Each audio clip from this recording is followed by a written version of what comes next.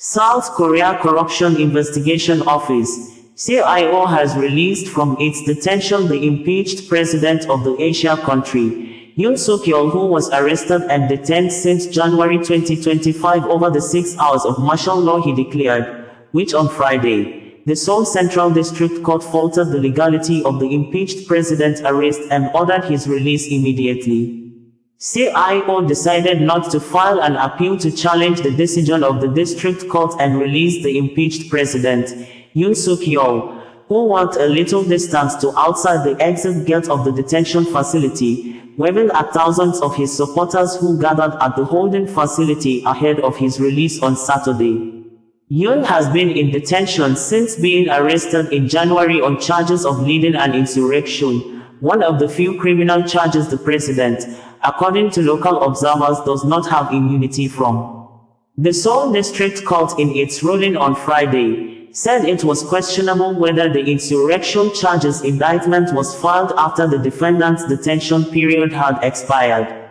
Therefore, the court cancelled Yoon's arrest warrant to ensure procedural clarity and eliminate doubts regarding the legality of the investigation process, according to the court.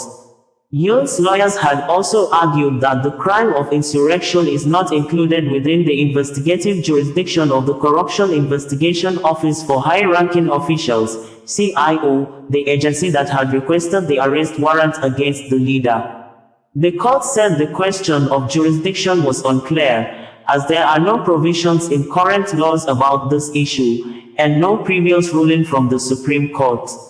Any further unresolved legal controversies during the criminal trial code serve as grounds for annulment in a higher court and may also provide grounds for a retrial even after a significant amount of time has passed, the court added, according to the certified true copy of the judgment as reported by CNN. The ruling did not dismiss the criminal charges that led to Yoon's arrest on January 15, and the case is separate from his impeachment, which is still pending before the Constitutional Court.